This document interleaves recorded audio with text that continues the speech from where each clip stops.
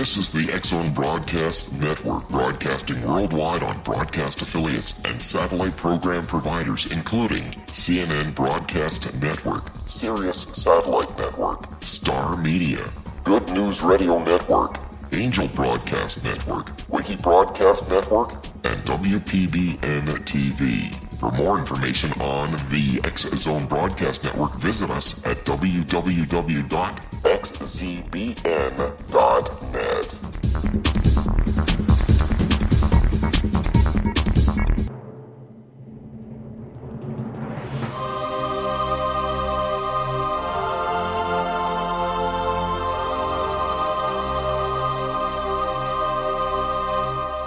The Science of Magic with Gwilda Wiyaka is largely an opinion talk show. All opinions, comments, or statements of fact expressed by Gwilda Wiyaka's guests are strictly their own and are not to be construed as those of the Science of Magic or endorsed in any manner by Gwilda Wiyaka, Relmar McConnell Media Company, its affiliated networks, stations, or employees.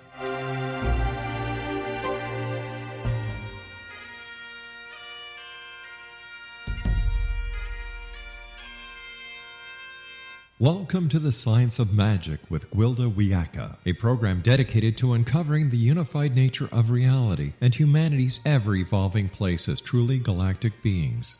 For more information on the Science of Magic with Gwilda Wiyaka, visit us online at www.thescienceofmagic.net.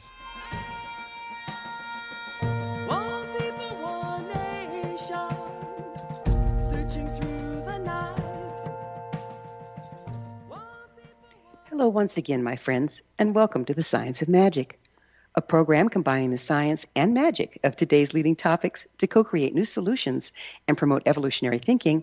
I'm your host, Gwilda Wiyaka. This hour, we'll be exploring wisdom from the other side. According to many of my shamanic teachers, there are 5 major contributors to the opening of shamanic gifts: genetic predisposition, traumatic childhood or major trauma as an adult, head injury, initiatory illness, or a near-death experience. Any one of these contributing factors can open a person to the other levels of reality. Many traditions have brutal initiatory practices imposed upon aspiring shaman. These initiations provide the trauma needed to shatter the initiate's prior reality, enabling them to access more expansive levels of truth. This shattering is necessary to facilitate entrance into the other realms, where esoteric information and wisdom can be accessed. But you don't have to be a shaman in training to experience this shattering and the resulting esoteric input. Anyone undergoing one of the 5 contributors might suddenly gain access to spiritual wisdom. Without shamanic training and guidance, these individuals are often left floundering between worlds, unable to gather and accurately decipher the wisdom they receive from the other side. The resulting gift is often seen as an impairment, and the gifted one invalidated by mainstream thought. What's it like to have your life abruptly shattered and your perception expanded? In the absence of shamanic training, how can a person incorporate the new information and perspectives into their daily lives? How much more valuable esoteric information is falling by the wayside due to oversight and invalidation? Our guest this hour is more than qualified to help us find some of the answers to these very important questions. With us is Dr. Rajiv Parti, author of Dying to Wake Up, A Doctor's Voyage into the Afterlife and the Wisdom He Brought Back. He's a world-renowned cardiac anesthesiologist who is chief of anesthesiology at Bakersfield Heart Hospital for more than a decade before having a life-changing near-death experience. Dr. Parti's study in complementary and alternative medicine has led him to formulate an integrative approach to total wellness. He tours the country extensively, holding workshops to demonstrate methods of healing to help others overcome addiction, depression, and chronic pain. His website, dyingtowakeup.com. Dr. Parti, thanks for joining us on the Science of Magic. No, it's my pleasure to be here. It's wonderful to have you. Before your personal near-death experience, as a doctor, did patients ever talk to you about having near-death experiences? Yeah, I had a patient about many years ago where I was giving anesthesia for a special kind of heart surgery where the aorta, which comes from the heart, needed to be repaired. And the only way it could be repaired was what is known as hypothermic cardiac arrest, where we stop the heart, we stop the brain, we stop the lungs, and the patient is basically frozen down to frozen, literally frozen. There is no activity in every organ. And that patient, when he woke up, he was describing, oh, you were here, you were talking this. And I thought, this patient had no blood going to his brain for 45 minutes. Maybe he has hallucinating. So that's why I Googled it, Googled. At that time, I didn't believe in spirituality that much,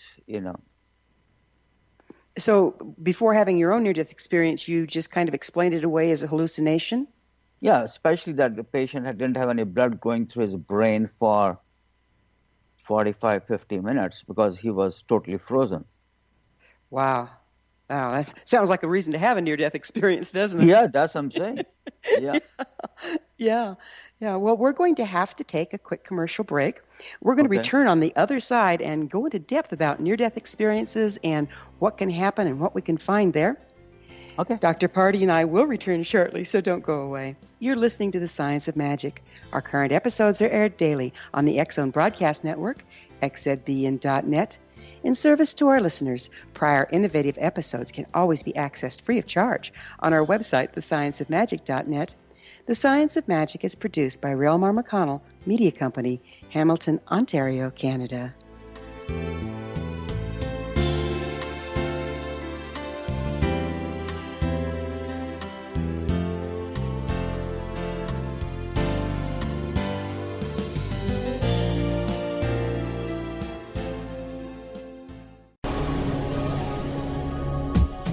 This is the X-Zone Broadcast Network, broadcasting worldwide on broadcast affiliates and satellite program providers, including CNN Broadcast Network, Sirius Satellite Network, Star Media, Good News Radio Network, Angel Broadcast Network, Wiki Broadcast Network, and WPBN TV. For more information on the X-Zone Broadcast Network, visit us at www.xzbn.net.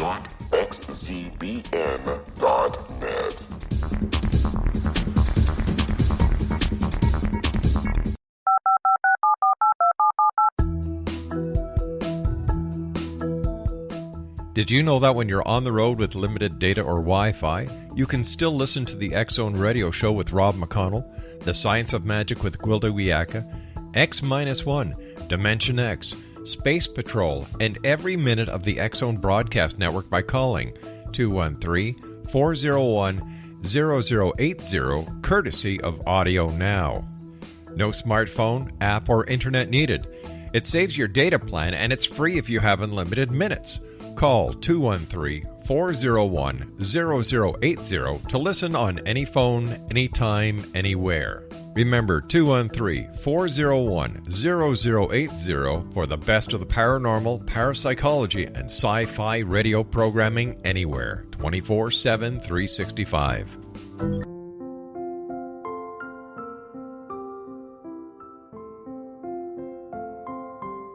I am Dr. Carl O'Helvey, founder, president of a new cancer foundation focusing on evidence-based physical, mental, and spiritual interventions, including natural cancer cures, prayer, meditation, affirmations, nutrition, and other related holistic cancer prevention and cure modalities. These are used in cancer education, research, and financing care. I ask for your help to continue this important work by donating at www.holisticcancerfoundation.com.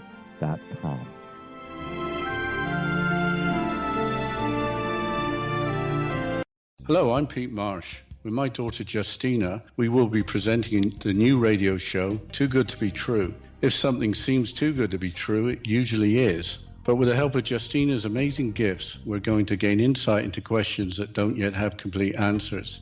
Have you wondered who built Stonehenge and for what reason? Why are crop circles found in the same region as Stonehenge and elsewhere? Are crop circles a hoax, or are they created with technologies that we have little knowledge of? Who built the pyramids in Egypt and also in other countries? How and why were they built? Was the Titanic switched with the Britannic as part of a gigantic insurance fraud, or for more insidious reasons? What caused the Tunguska event when trees were flattened over an 800 square mile area in Siberia? Will the new insights be too good to be true? Well, that will depend on what you are prepared to believe. Please join us as we start on this journey together. For more information on Too Good to Be True, visit www.xzbn.net. Little children aren't the only ones afraid of the dark. Millions of soldiers return from war zones with PTSD, anger, frustration, fear, and loneliness, much of which surfaces during the darkness of the night. You have the chance to change the lives of these American heroes. Songs and Stories for Soldiers.us provides free MP3 players for these men and women. With a list of 3 million songs in 16 different styles, 100,000 audiobooks, and 30,000 old-time radio programs, every veteran can find something to soothe and comfort them at no cost. All our players contain an 8-hour audio program designed to help veterans fall asleep. With 1,500 plus vets now participating, it's our goal to deliver 10,000 audio players this year. Go to our website at songsandstoriesforsoldiers.us. Help us help a veteran make it through the night.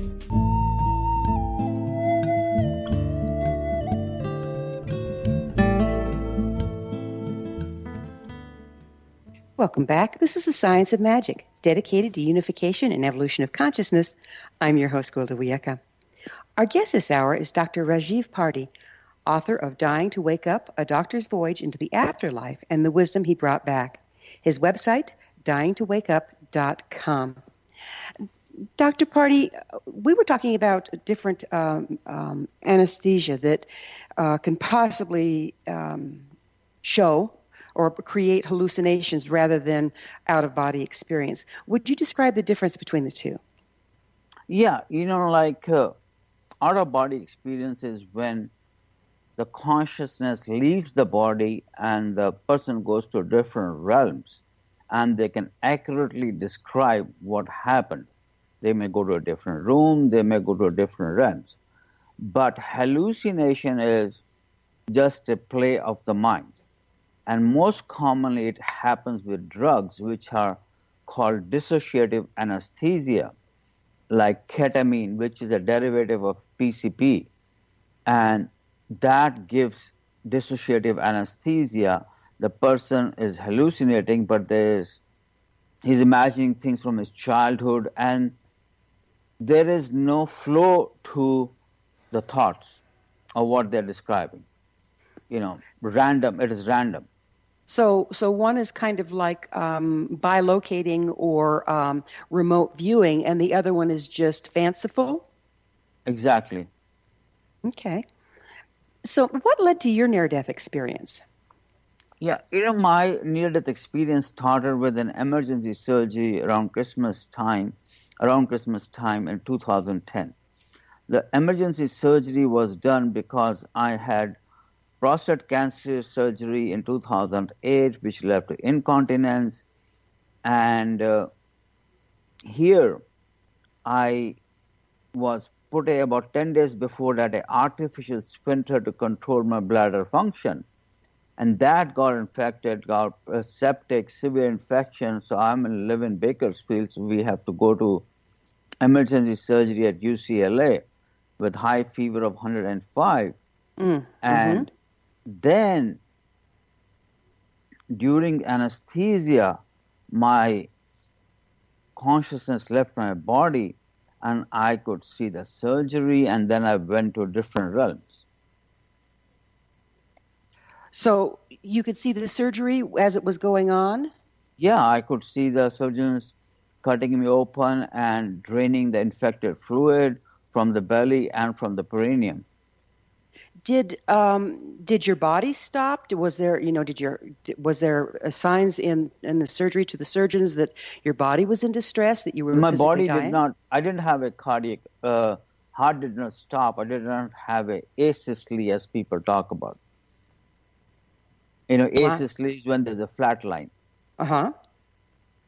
Wow. So you just left, Yeah, but your body was still living. So I guess you were able to substantiate the things that you did see. Therefore, it wasn't a hallucination. Is that correct? yeah. And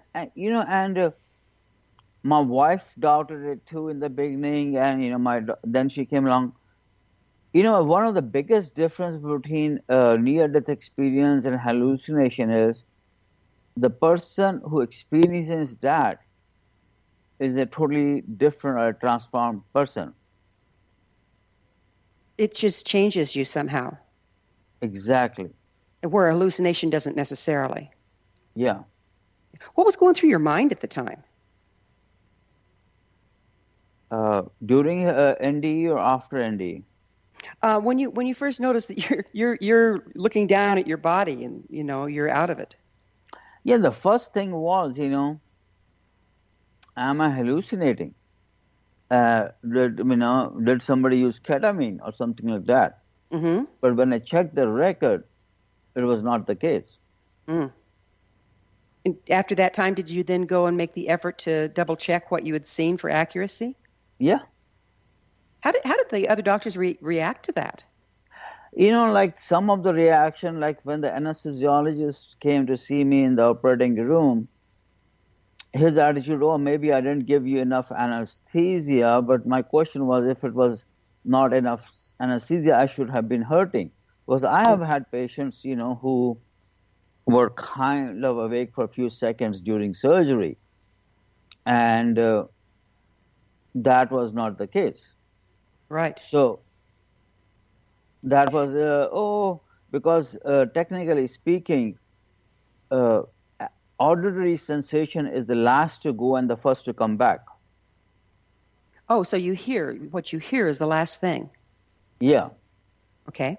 But you were seeing things. Yeah. My whole senses were intact. I could even smell the infected fluid. Wow. And it's strange, as a doctor, you can't imagine how is that possible. You mentioned being at the brink of hell during your near-death experience. What do you mean by hell? Hell was a place where I could hear a lot of wailing, crying, torture, and I didn't want to be there, so I started praying for help and repenting things I've done wrong. For example, I was not very, very kind to my patients. I was technically very good. That's why I became chief of anesthesia. But that was not I didn't have connection to my patients. Okay, so you felt like you weren't real open-hearted? No, I wasn't. I wasn't. Like talking to patients. I still remember I had a pain management practice too, Mm-hmm. and there I would be busy writing a prescription to the patient rather than sitting down and putting a hand on their chest or listening to them. But I was more mechanical. Right. How did you get out of hell? Yeah, that's what I'm saying. People ask me that question. And to pray to God or ask for help and be repentant that if I survive or if I get out of hell, then I will lead a different life. Mm. So when first you were in the operating room observing what was going on, what was the transition like from that awareness to one of being in hell? The transition was more like like in the Star Wars movies, they talk about "Be me, Scotty." You're here, you're there. That was it. So it was almost instantaneous. Yeah. I understand you met angels during your near-death experience that still appear to you. Would you tell us a little bit about that? Yeah, after my father showed up to rescue me from hell, and as I had a very difficult relationship with him. And but he was very kind, and I realized that he did love me, and he wanted the best for me. And from there, I actually experienced some of the past lives, which shaped my present life. But that was the tunnel part. When I went to the other side of the tunnel, I'm a Hindu by birth, but I was greeted by two divine beings, and they introduced me. They were my archangels. Really? Yeah. Well, you're Hindu, but you end up with archangels. How did you explain that one? I guess, there is only one spirit, one divine, one God. The God has not divided the territories of Allah has this, Jehovah has this, or a Hindu, Christian has this territory. If you look from the space, it is just one earth. Yeah, it just goes back to the unity, doesn't it? Yeah. Yeah. For me, they're all different paths to the same mountain top. That's a beautiful way of putting it. What did the angels tell you? The angels were two angels that introduced. One was Michael, the angel of strength, and I was sick, and I'm a doctor, and angel was Angel Raphael, who is the angel for healers. And they said, that my life is going to be different now. Like my job or my life purpose is going to change. That everything will be okay, but yeah. So it was really life-changing for you. Oh, totally life-changing. Do those angels still show themselves to you and give you information? Yeah, they do, and they are very inspiring to me. And actually, nowadays, the angel which shows up more is Angel Gabriel. Okay. The one who is angel for communication and talking. And some people call him he, some call him she. I think they don't have any real sex. But I like to call her she. She is very generous. I get overwhelmed with speaking, books, communication, everything, because I'm speaking from my heart. And my message is very clean, forgive, love, and heal. So it sounds like before you had your near-death experience that you were pretty shut down in the heart in your work, and now that's changed? Yeah, I was shut down with my family and kids too. I was working so hard, like when my kids grew up, and then with my father, especially with my eldest son, I started showing up like my father. I was not physically abusive to him, but I was not kind either, as I was towards my younger son. Did that change after your near-death experience? Oh, yeah, I became a friend. He went to medical school, dropped out after 7 years, failing so many times, wasted few $100,000 in tuition fees. Normally, I would have been very, very angry. And then I realized that I kind of pushed him into medicine. Like my father said, you become an engineer or an architect or a doctor. So, I let him choose what he wanted to. And I was more like a friend to him. And he now went into computers and he's very happy. So your family noticed quite a difference in you after the fact. Oh, yeah. That's what my boys, to be honest, were skeptical. My wife and daughter were in the beginning, but then they turned around. But my boys are kind of agnostic in life in general. But they like the new dad. New improved dad, huh? Yeah, version 2.0. Version 2.0. I love that. And how do you feel about it? Do you feel more comfortable being who you are now than who you were?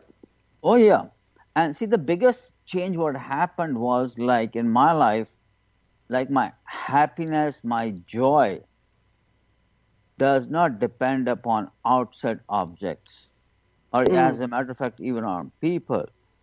my joy, my happiness comes from within. Like I was trying to get it from outside. I bought it, made a $3 million house. It's time for another short pause. Sure. Dr. Parti and I will return to our discussion on the other side of this break, so don't go away. We're coming to you through the X-Zone Broadcast Network. Don't miss the other fine shows and hosts on xzbn.net. You're listening to The Science of Magic, your resource for creative solutions in a changing world, thescienceofmagic.net.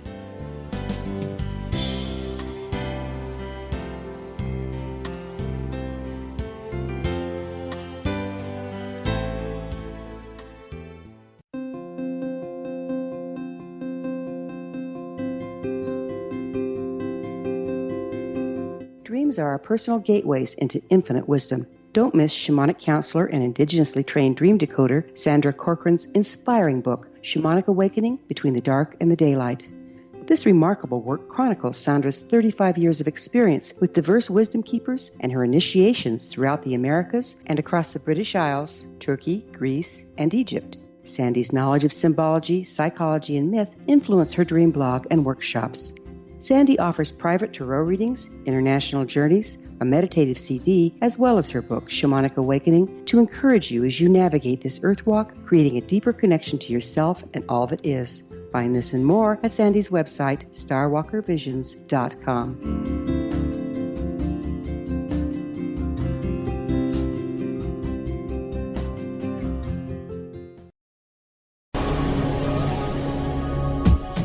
This is the X-Zone Broadcast Network, broadcasting worldwide on broadcast affiliates and satellite program providers, including CNN Broadcast Network, Sirius Satellite Network, Star Media, Good News Radio Network, Angel Broadcast Network, Wiki Broadcast Network, and WPBN TV. For more information on the X-Zone Broadcast Network, visit us at www.xzbn.net.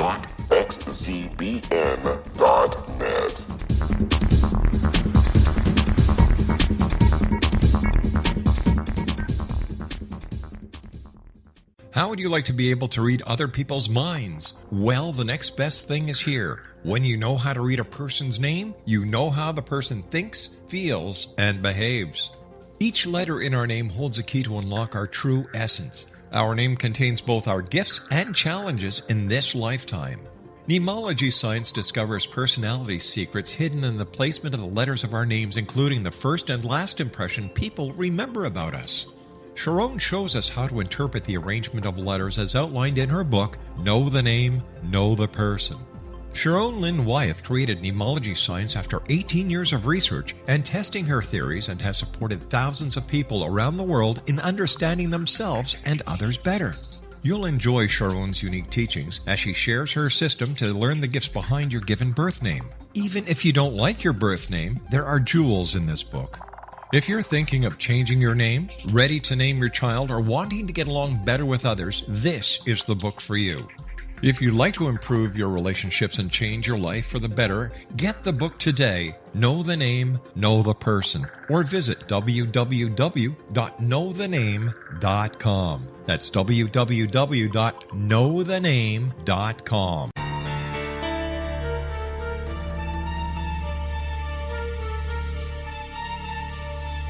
Hello, I'm Justina Marsh, and with my dad Pete, we are going to present a new show called Too Good to Be True. Together, we are aiming to discover more truths about this world and beyond. Do you have unanswered questions about the world? Do you ever wonder about aliens, conspiracy theories, or the universe?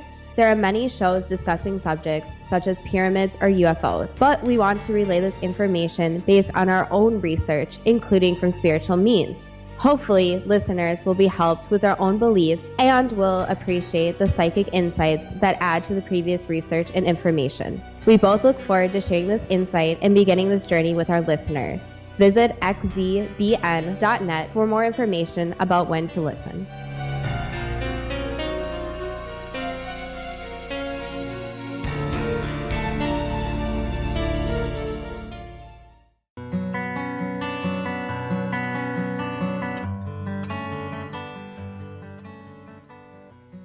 Welcome back. This is The Science of Magic, a place where magic and science come together to promote enlightenment. I'm your host, Gwilda Wiyaka. Our guest this hour is world-renowned cardiac anesthesiologist Dr. Rajiv Parti. His website, dyingtowakeup.com. Doctor, you said when you speak of a being of light that you experienced, what is that exactly? Being of light was like the closest I can describe would be like 1,000 suns shining at the same time. But it was not hurting, and it was very serene and peaceful.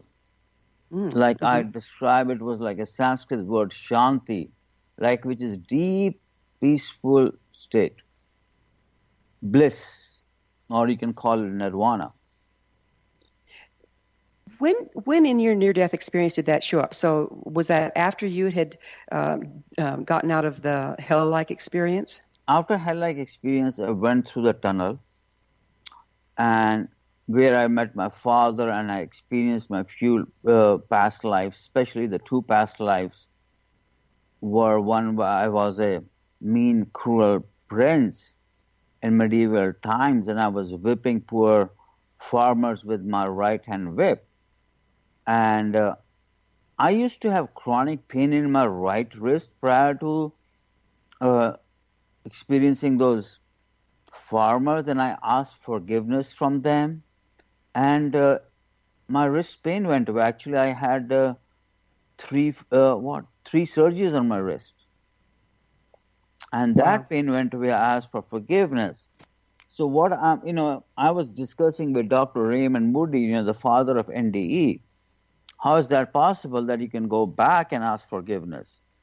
And his was that there is really no time, and as we understand as a linear time, that there is what you call past, present, and future can exist at the same time. That is hard to wrap your head around, isn't it? But there's sure a lot of evidence of it anymore, isn't there? Yeah, people talk about parallel universes. Right. Yeah, and the linear mind has trouble with that one. Yeah. It sounds like the hell experience was almost like what some people call the bardo, or like when you see your life pass before your eyes when you're drowning, like you're climbing out of the lower frequency realms and moving through the places where your frequency was compromised through your own actions. Do you think that's what forgiveness has to do with, is correcting that frequency? Oh yeah, forgiveness is a very, very high vibration frequency. And similarly is love. Actually, forgiveness comes, there was one doctor, I think Dr. Hawkins, who measured all the frequencies of different emotions. Yeah, I think it was Dr. Hawkins. Yeah, from Arizona. And it is elevating your frequency by by cultivating forgiveness and compassion. And starts with your own self. Boy, doesn't it have to start with yourself? How can you forgive others if you're still carrying guilt? Exactly. And forgiving your own self, I found out, was one of the most difficult things. Yeah, I've heard it said that that's the one thing that really stops complete healing, is the person cannot forgive themselves. Exactly. That was the hardest for me. Why was I not a better doctor connecting to my patients? Why didn't I treat my wife as equal partner? I was following the old Indian hierarchical model. The husband comes to the top, then wife, then children. Yeah, but then I started following vertical, horizontal model, and that changed everything. Change seems to be the theme here. You went onto the operating table, one person with one set of beliefs, and when you returned, was the change instantaneous, or did you have to work with it for a while? It was, part of it was instantaneous, and part of it revealed itself. It was, I would say, to answer your question perfectly, it was both. Yeah. It would make sense. I mean, did you doubt yourself for a while? Did you wonder if this was just a hallucination? I didn't doubt it. It was very real for me. And as the things went along, the change in me, the evidence started showing up. I didn't care for the outside. As I said, the happiness is an inside job.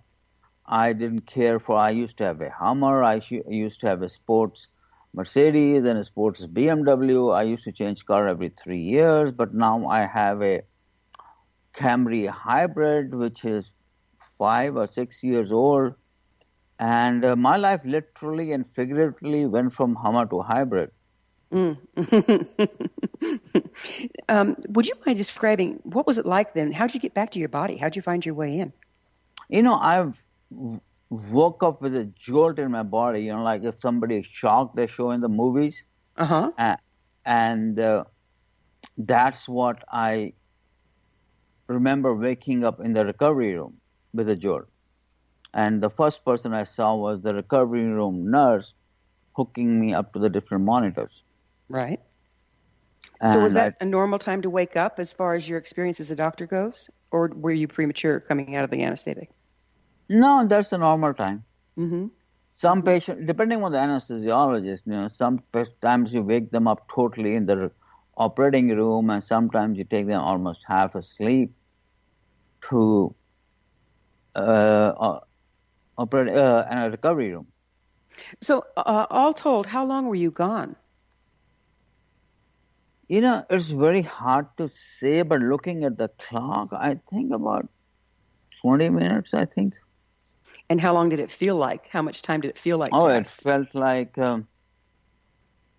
sometimes it felt like I was intense, because you lose the linear time. So that's why it is kind of difficult to exactly say, but I think I was there for like eternity. That was my home. There we go to the there is no time factor again, right? Yeah. Yeah. Would you explain the spiritual life revealed to you during your near-death experience? The spiritual life were revealed to me what I came to call this eternal truths. Like the eternal truths was that we all have past lives, and we probably will have future lives. That there are higher beings, guides, angels, saints who are willing to help us, but we have to ask for help. They don't become the object of prayer. The prayer is only for the divine or God or whichever way you call it. And then that the true nature of reality is love itself. And we all are connected to each other. We all are connected to each other. Did you share your experience with anybody outside of your family and the doctors? How long did it take you to, I know now you're sharing it openly, how long did it take you to feel comfortable sharing it? Then I gave up anesthesiology, so I had to share some relationship, and that my passion is to share the truths I learned. And I had done it for 30 years, but their attitude was, kind of, he has gone cuckoo or what. Yeah, exactly. This guy's in need of some meds, right? Yeah, like me, as I was telling you about the patient who had describing after a special surgery who was frozen to, so we can operate. And you can only freeze somebody for 45 minutes to an hour before they have brain damage. And I gave him actually Haldol, antipsychotic medicine. Wow. Looking back on that, you wonder, huh? Yeah. Yeah. Yeah. And, this is a question that comes to me when I work with people that have, these out-of-body and near-death experiences. Isn't it difficult with our societal reality totally rejecting the possibility? How does a person integrate the experience, and what are the difficulties they face when that happens? Oh, that's why the biggest challenge people face is in their own, first of all, their own relationships, because the divorce rate is almost double the normal in people who have had near-death experience. Like Dr. Eben Alexander, who wrote the book, that was John Gray, who wrote the book Proof of Heaven. He ended up with divorce, and so many other people I've learned who went with divorce. Because the person who was their spouse could not adjust to the new person. Yeah, it's like a totally new person. There's some concept called walk-ins, a spirit that walks in. Is it that extreme? Yeah, I've heard about too, but that was not in my case. Like when one body leaves, another soul comes in, or you are there and the other body, other soul walks in and takes over your body. Isn't this more like more of you came back than what left? That's a very good thing you're asking, because it was more of my authentic self, my connection to the spirit or soul, which we all are. And then we put on different masks. And that were being shed like an onion, different layers. Mm-hmm. So kind of like in the shamanic initiation, your ego or your little box of who you thought you were was shattered and allowing you for more perception of who you truly are? Exactly. And that is available to all of us. And the 3 vehicles I recommend to feel your authentic self or connecting to your soul, so you can be, is prayer, meditation, and service. Service is very important. Prayer is still for your own self, but meditation, prayer and meditation are for yourself, but service to others is what really gives meaning to your life and connects you. Many of my shamanic teachers taught that it was very important to what they call balance your shield.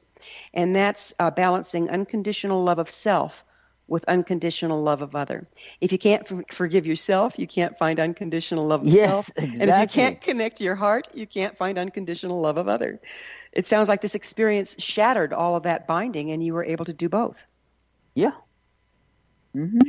So can a person obtain this spiritual life you describe without having to die or nearly dying? Exactly. That's what one of my messages is, that you don't have to die to realize these truths. They're available to you right now. And it's through those 3 steps? Yeah, prayer is very useful, and then, asking for, and then meditation, like the way I describe it, prayer is when you talk to God or universe or your higher self, and that meditation is when God talks to you. Okay, nice. Well, it's time to take another little break here. Dr. Parti and I will be back shortly, so don't leave us now. This is the Science of Magic, your resource to altruistic professionals of science and the esoteric, working to create common ground for the betterment of our world. Join our email family to receive our amazing topic-driven episode collections at thescienceofmagic.net. And if you have something to share, please email me at info@thescienceofmagic.net. Love to get your messages.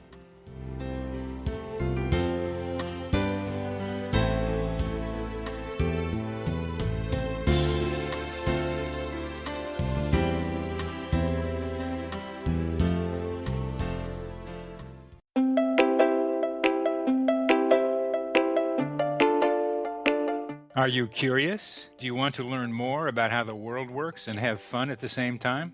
Study coincidences with me, Dr. Bernie Beitman, MD, on my Connecting with Coincidence radio show, here on the XZBN network. Listen to Jungians theorize, statisticians randomize, true believers evangelize, while I categorize. I dance to the rhythm of coincidences. People who experience me see more of them. Maybe something on the show matches a thought in your mind. Let us know. Expand your mind to the weirdness happening around you. Synchronicity spoken here, there, and everywhere. For more information, put Connecting with Coincidence in your search engine and find my website, my social media sites, and my blog.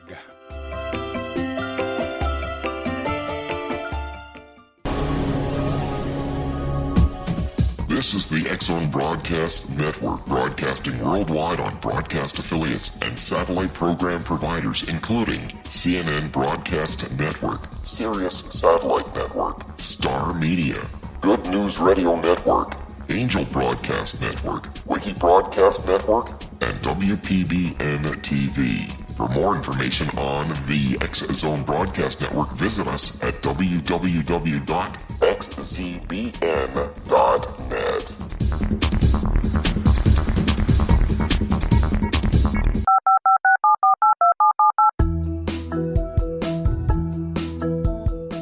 Did you know that when you're on the road with limited data or Wi-Fi, you can still listen to the X-Zone Radio Show with Rob McConnell, The Science of Magic with Gwilda Wiyaka, X-1, Dimension X, Space Patrol, and every minute of the X-Zone Broadcast Network by calling 213-401-0080, courtesy of Audio Now. No smartphone, app, or internet needed. It saves your data plan, and it's free if you have unlimited minutes.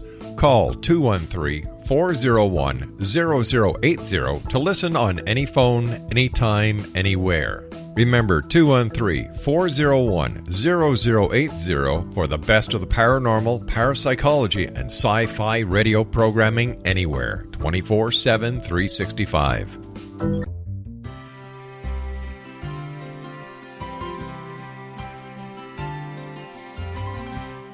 True healing must address 4 levels: physical, emotional, mental, and spiritual, for us to live joyful and productive lives. We tend to treat 3 of the 4, leaving the spiritual languishing. If you're tired of the same dysfunctional patterns cropping up in your life, Soul Balancing is for you. Trixie Phelps, owner and founder of Soul Balancing, is a naturally gifted energy healer trained in numerous esoteric forms, including shamanism. Trixie has created a powerful modality that safely and effectively clears your energetic field. A Soul Balancing session can remove interference, heal trauma, and restore your hope. Contact Trixie for a life-changing long-distance session today, www.soulbalancing.world.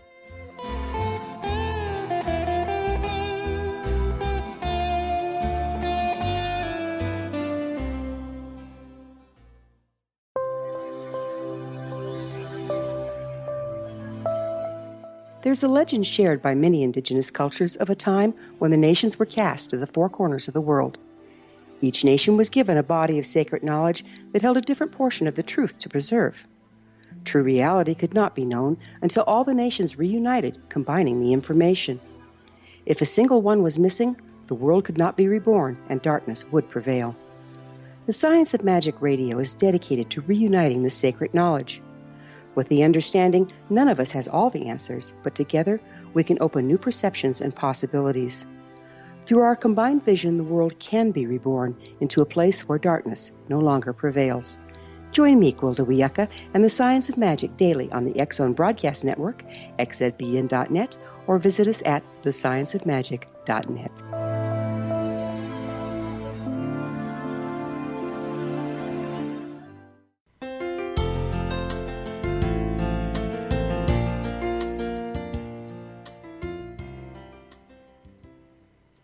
Welcome back. This is the Science of Magic, bringing together gifted people of service to the world. I'm your host, Gwilda Wiyaka. What's up in your world? Email me at info@thescienceofmagic.net and suggest a topic that's on your mind. You're probably not the only one interested. Our guest this hour is Dr. Rajiv Parti, author of Dying to Wake Up, A Doctor's Voyage into the Afterlife and the Wisdom He Brought Back. His website, dyingtowakeup.com. Doctor, we have alluded to it a little bit. Yeah. But what do you learn about what you now refer to as the disease of materialism? Disease of materialism is like, as I was describing, that having more. There's a difference between disease of materialism and abundance. Okay. Money is not bad because it's the energy. If you don't have the money, you can't give to a charitable cause. It's like shelter for disprivileged kids or women abused. But materialism is a selfish pursuit of money. Like it's all for me to get ahead, and no matter if I have to step on other toes. Like I built a big house because I wanted to have the biggest house among Indian doctors. and driving fancy cars because my friend was driving fancy cars. Like when you care for the outside world more than you care for your spiritual world. You know, and some people believe they're no better than the cars they drive. Yeah. You know, you want to show off. When you give up, the disease of materialism is when you give up. You know what they say in America, because the Jones have it, you want to. Yeah. Yes. Keeping up with the Joneses. Keeping up with the Joneses. Yeah. Now I drive a Camry, you know, like my friends say, what happened to him? Why is he driving a Camry? Because some of our housekeepers have Camrys. I don't give it. I don't care.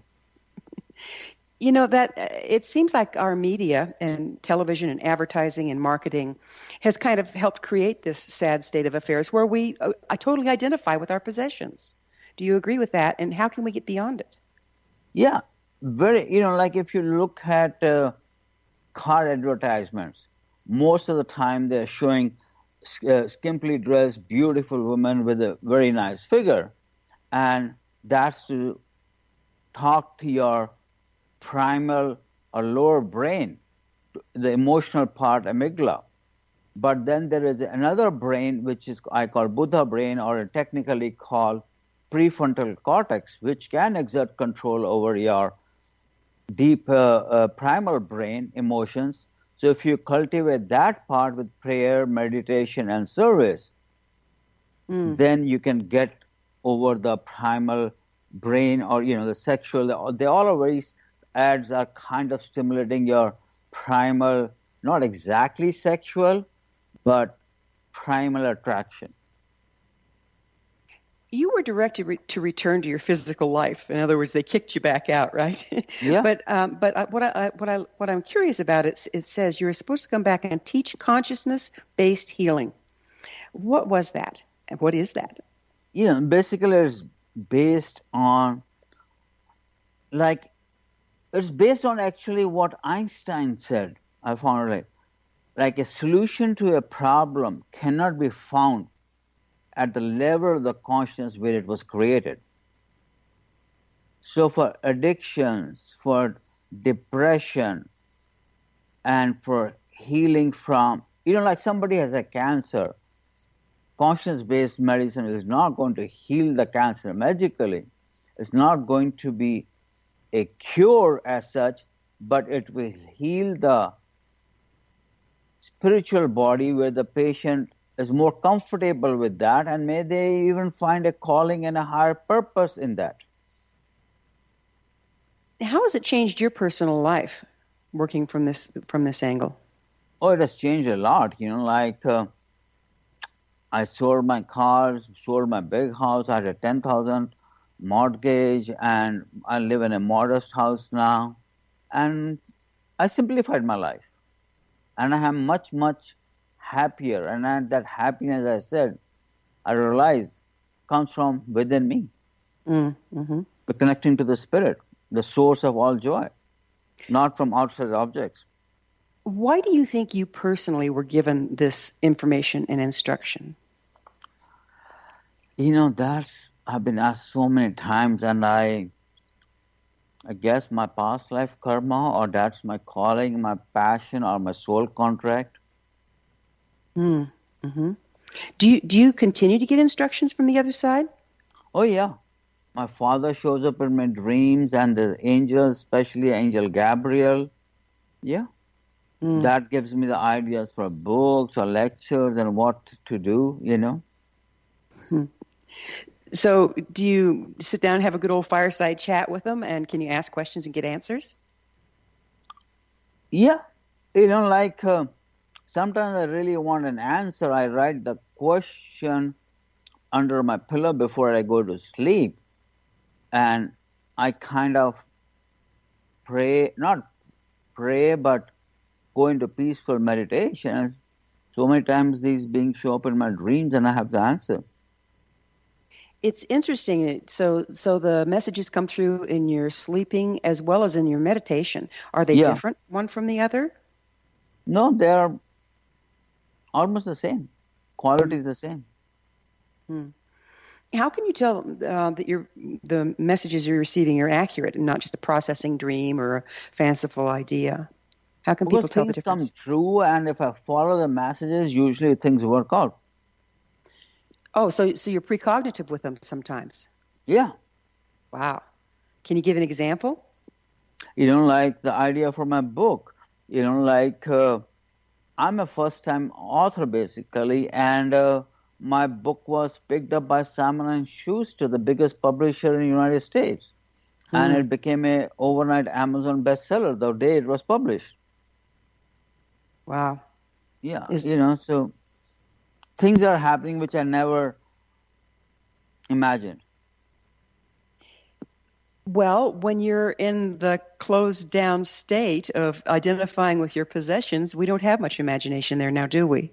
No, because as I used to talk to my friends, do I own the house or the house owns me? Yeah.